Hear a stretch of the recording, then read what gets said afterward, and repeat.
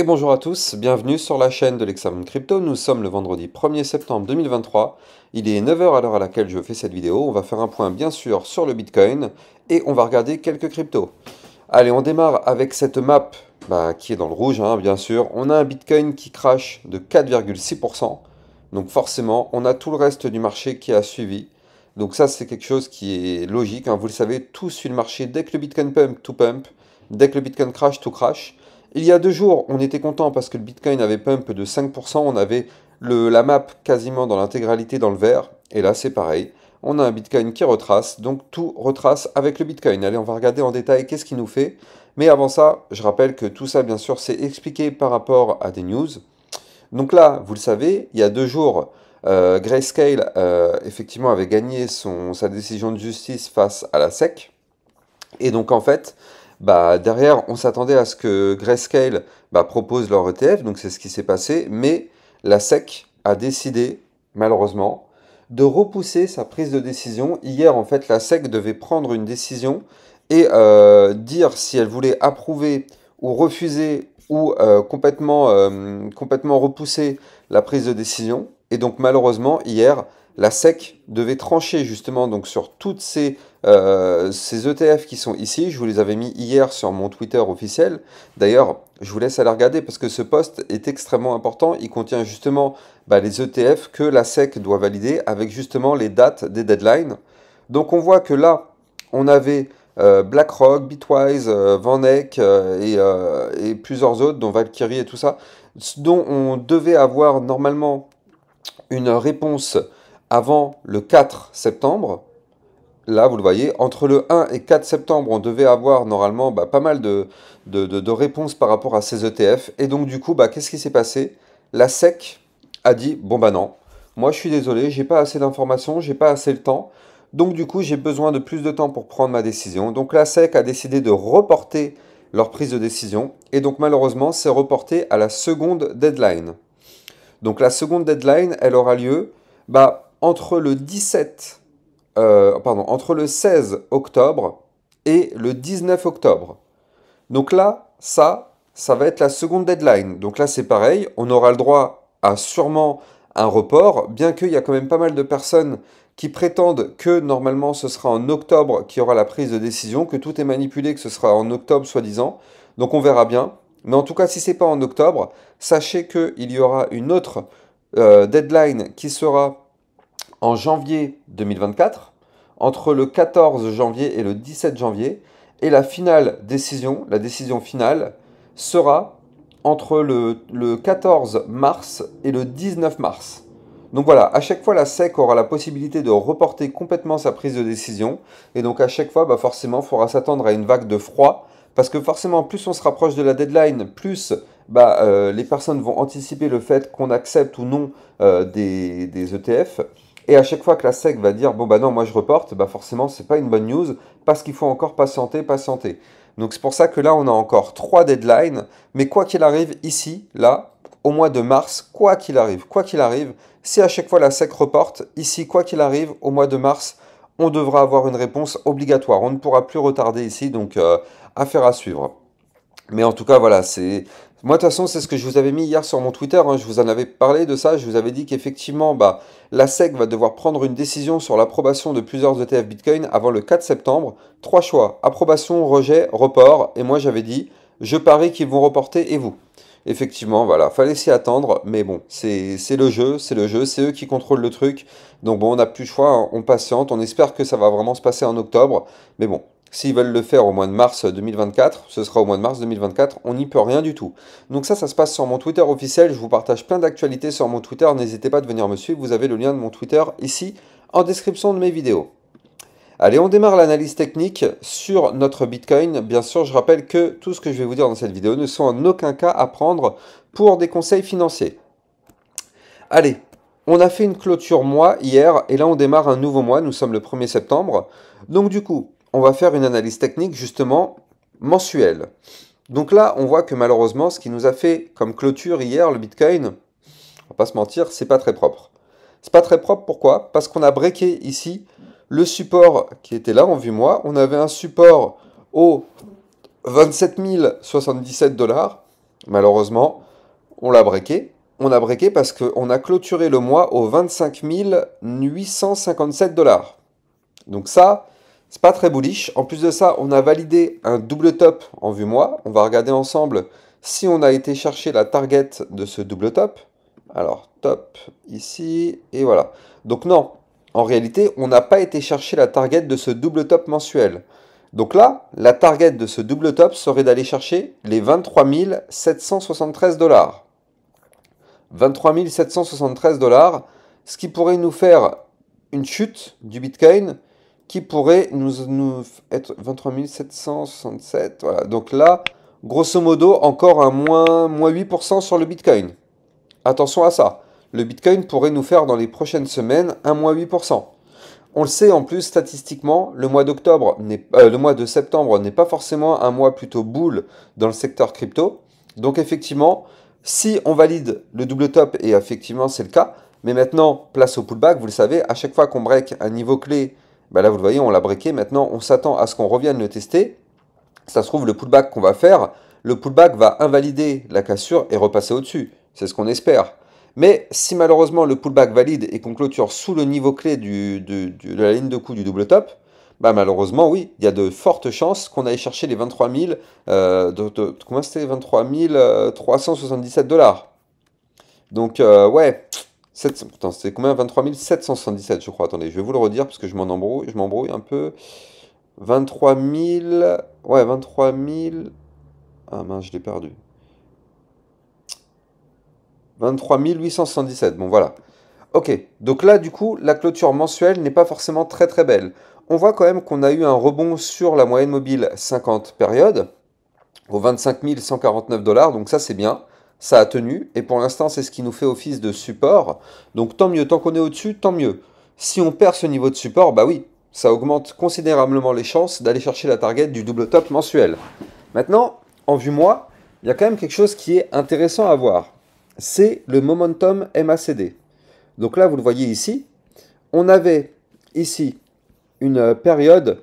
Donc si on reprend un peu le passé, qu'est-ce qui s'est passé par rapport au dernier bull run? Regardez ça. Ici, on a eu une période effectivement contrôlée par les bears. Puis derrière, on a eu une période un petit peu difficile dans laquelle on a mis du temps à démarrer un autre momentum bull. Vous le voyez, là on a eu le momentum bear entre le 1er juillet 2018 et le 1er mai 2019, donc quasiment un an de contrôle par les bears. Puis après, regardez, depuis le 1er juin 2019 jusqu'au 1er juillet 2020, donc pendant un an ici, on a galéré. On a galéré dans un momentum qui était plutôt faiblard. Les boules n'arrivaient pas à reprendre le contrôle de façon véritable. Et là, qu'est-ce qui s'est passé derrière? Boum! Les boules reprennent fortement le contrôle. Et là, hop, on partait en bull run. Et là, d'ailleurs, ça s'est vu parfaitement sur le tracé. Regardez ça. À partir du moment où les boules ont repris le momentum MACD, vous le voyez ici, bah, qu'est-ce qui s'est passé? On a eu le gigantesque bull run qui est arrivé. Maintenant, si on compare ça à ce qu'on est en train d'avoir actuellement, on voit qu'on a eu un momentum bear là depuis le janvier 2022 jusqu'à juin 2023, donc un an et demi de bear market, enfin de marché contrôlé par les bears, un an et demi. Donc effectivement, bah là, en fait, le bear market avait commencé déjà un peu avant, mais là, les bears avaient complètement la main sur le marché. Et là, on voit qu'on est en train de démarrer justement une phase de neutralité. Et en fait, quand on compare à ici, c'est exactement ce qu'on a. Ici, on a le momentum contrôlé par les bears. On a une sorte de neutralité ici. Donc, vous voyez un MACD plutôt à plat. Et après, eh ben, on a eu le momentum bull. Et ben, c'est ce qui pourrait effectivement arriver. Parce qu'on reproduit effectivement les mêmes choses que dans le passé. Vous le savez, ça marche par cycle. Donc là, on a eu le cycle bear. Puis derrière, on galère à essayer de reprendre de la force. Et puis après, derrière, bah, on peut supposer qu'on aura potentiellement quelque chose comme ceci, ce qui pourrait nous entraîner un bull run. Et vous le savez, avec le halving en avril 2024, donc ça, c'est quelque chose qui pourrait effectivement déclencher un bull run par la suite. Donc, affaire à suivre. Mais en tout cas, on prend effectivement la même direction. On voit que là, au niveau du momentum MACD, on n'a pas encore véritablement fait un cross bull. C'est-à-dire que il faut impérativement que la ligne bleue repasse au-dessus. C'est ce qui s'est passé, mais regardez, là, les deux lignes sont collées. Donc on n'a pas encore repris le momentum bull et on n'a pas encore fait réellement le cross bull. Donc là, on patiente. C'est exactement ce qui s'était passé ici. Regardez ça, hein. Là, on avait cross bull, puis derrière, on s'est mis à plat, à plat, à plat, à plat avec la ligne bear. On était vraiment kiff-kiff entre les deux lignes et après, ça y est, on part. Donc là, on va surveiller ça de très très près. C'est de la vue mois, donc vous l'avez compris, de la vue très long terme. Chaque bougie est égale à un mois, donc il va falloir être patient. Mais en tout cas, sur du long terme, moi quand je vois ça, je suis plutôt confiant en fait. Je suis plutôt rassuré, même si bon, on ne sait jamais hein, ce qui peut se passer, une autre guerre ou autre chose, ça peut tout faire cracher. Mais en tout cas, juste par rapport à ces indicateurs-là, ça semble plutôt bon. Maintenant, mettons-nous dans une vue un peu plus proche de la réalité d'aujourd'hui.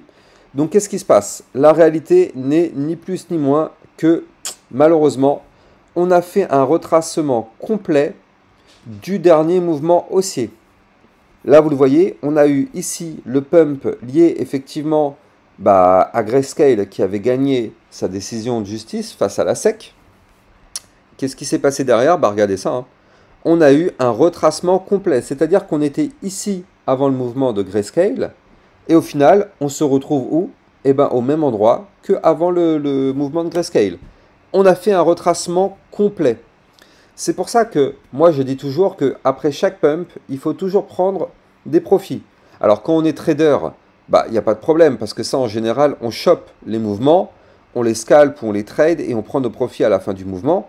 Donc, quand on est trader, il n'y a pas de souci, mais quand on est holder sur le long terme, quand on voit ça, on se dit qu'effectivement, c'est dommage, parce que là, on avait quand même des très jolis profits. Et au final, malheureusement, on les a tous reperdus. Bon, sur la durée, quand on est sur du hold sur plusieurs années, bon, ça reste transparent. Mais quand on est sur du hold de plusieurs semaines, plusieurs mois, c'est un peu dommage. C'est un peu dommage de ne pas avoir pris des profits alors qu'on avait quand même fait un pump d'environ, je crois, 7-8%, un truc comme ça, ouais. Ouais, 8,6%. Donc, grosso modo, c'est quand même assez énorme, quoi. Donc bon, après, c'est comme ça, c'est le jeu. Maintenant, on va examiner tout ça en détail et on va voir si effectivement notre Bitcoin peut continuer de monter ou pas. Maintenant, je rappelle que sur mon channel des alertes, regardez ce que j'avais diffusé hier à 22h34.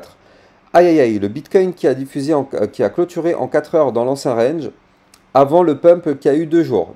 Donc ça, c'est ce que je vous ai dit, il y a eu le pump de Grayscale, puis derrière, malheureusement, on avait réintégré l'ancien range.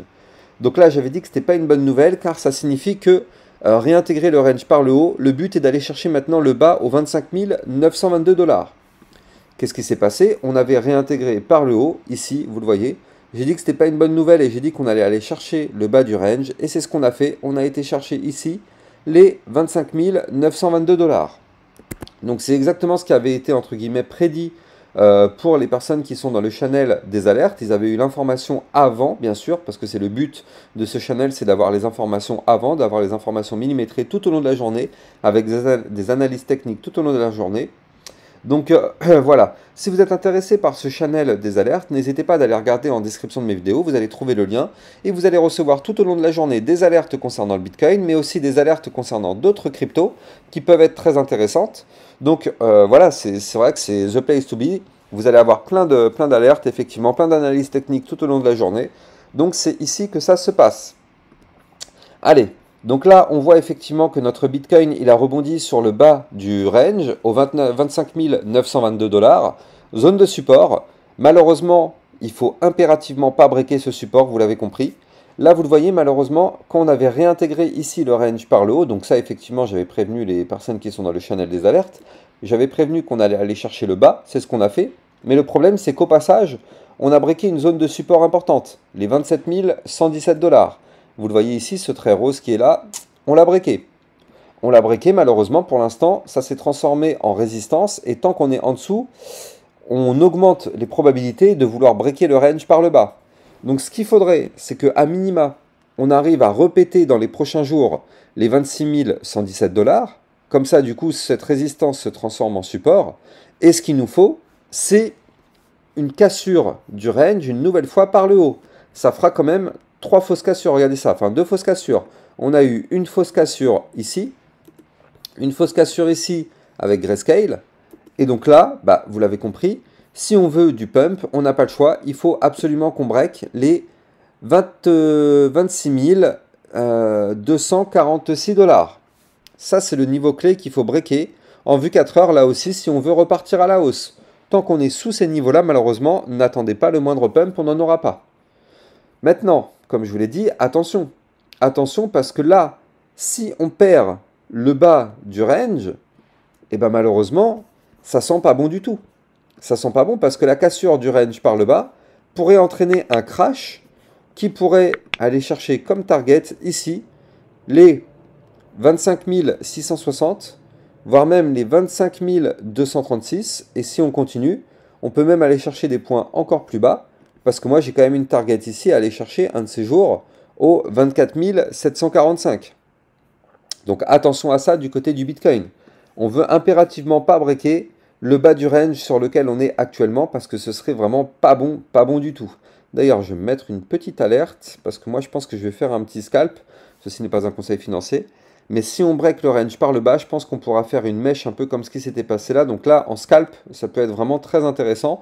On peut choper un plus 2, plus 3% assez rapidement. Enfin même un peu moins, hein. On peut choper par exemple un moins 0,5 mais avec un petit levier x2, x3, ça peut être vraiment très intéressant, très lucratif. Alors après bien sûr le scalping, ça c'est pour les personnes qui connaissent un peu mieux les règles du trading, un peu mieux comment ça fonctionne et qui connaissent bien sûr tout le fonctionnement, donc c'est pas recommandé aux débutants. Mais en tout cas, voilà, moi je pense que avec ma petite alerte là, je pense que je vais scalper un petit peu parce que je suis quasiment sûr qu'il va y avoir une petite mèche vers le bas.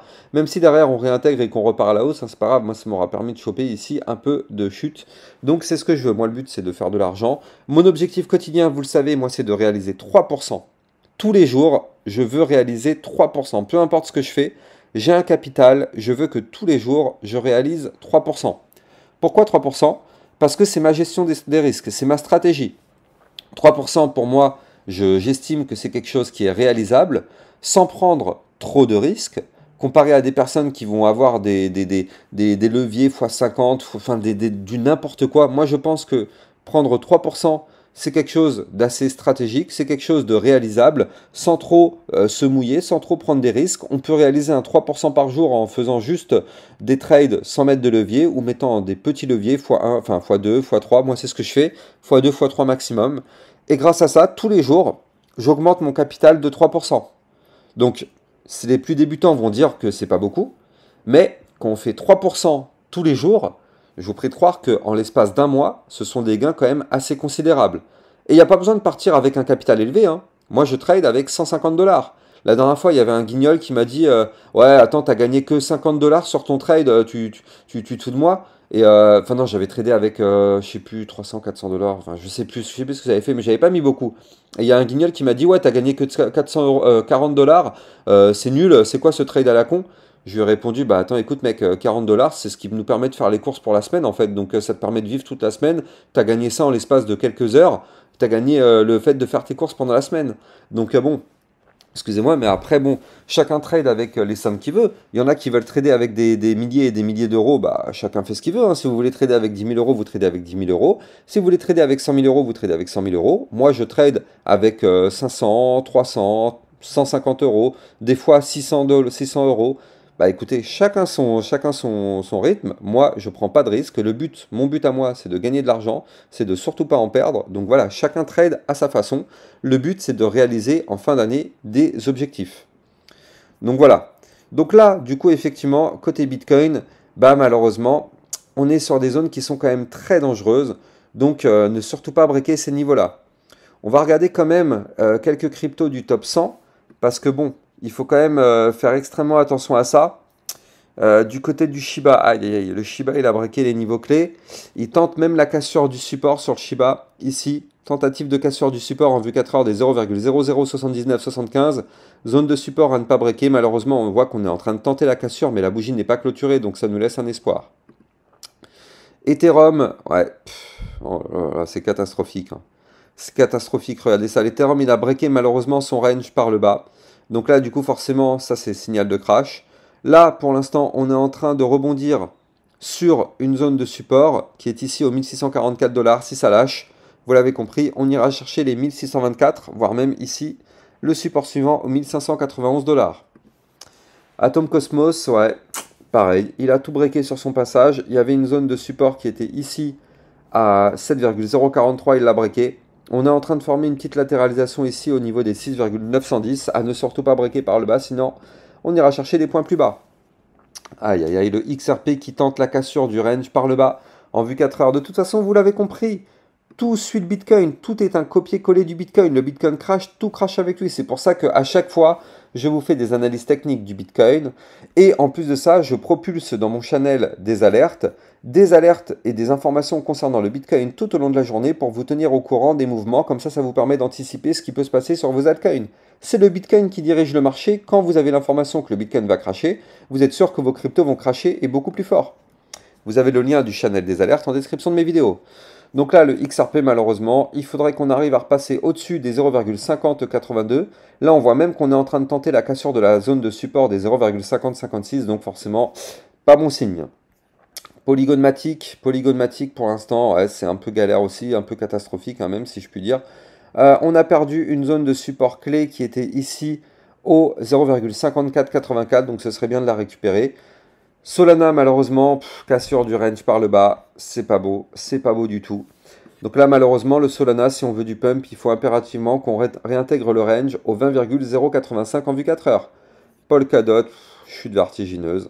On a breaké le dernier plus bas ici, au 4,317, c'est ça le niveau qu'il faut absolument récupérer. Et le Litecoin, le Litecoin, c'est pas si dégueulasse que ça. Bon, quoique si, quand même. Si.